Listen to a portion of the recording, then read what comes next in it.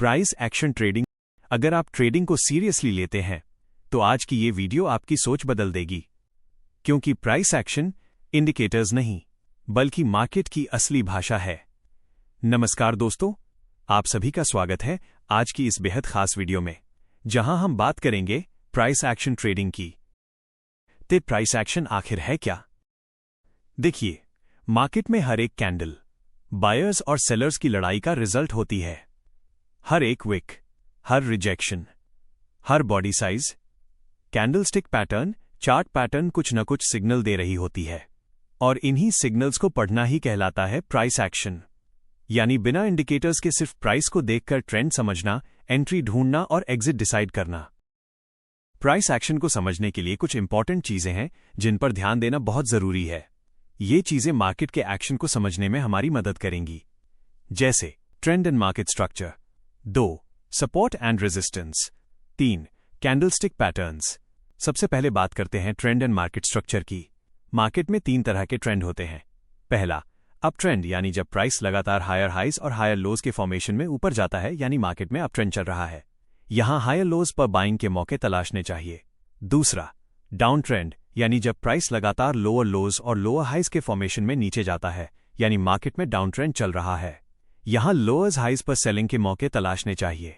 तीसरा, कंसोलिडेशन और range bound market, यानी मार्केट एक सपोर्ट और रेजिस्टेंस के बीच फंसा हुआ है और कंसोलिडेशन कर रहा है और डिसाइड नहीं कर पा रहा है कि उसे जाना कहां है, अपसाइड या फिर डाउनसाइड।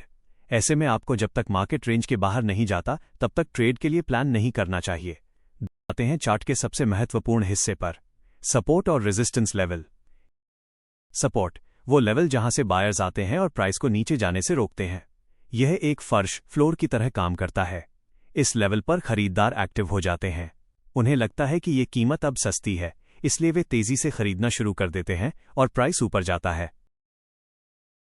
रेजिस्टेंस वो लेवल जहां से सेलर्स आते हैं और प्राइस को ऊपर जाने से रोकते हैं। यह एक छत, सीलिंग की तरह काम करता है। इस लेवल पर सेलर्स, जिन्होंने नीचे खरीदा था, एक्टिव हो जाते हैं।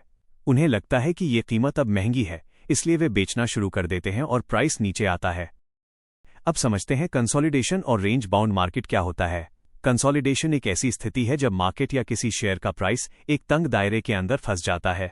इस स्थिति में प्राइस ना तो तेजी से ऊपर जाता है और ना ही तेजी से नीचे गिरता है, यानी मार्केट सपोर्ट और रेजिस्टेंस के बीच फंसा रहता है। अब समझते हैं सबसे इंपॉर्टेंट फैक्टर जिसे हर एक ट्रेडर को समझना बहुत जरूरी है, यानी कैंडलस्टिक पैटर्न्स और कैंडलस्टिक बिहेवियर।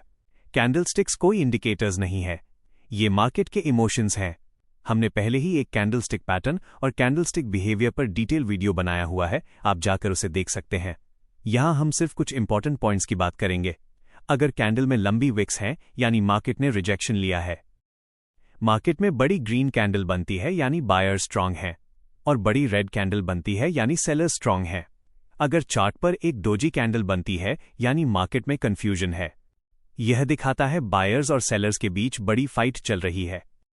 तो ये थे प्राइस एक्शन के कुछ बेहद जरूरी पॉइंट्स।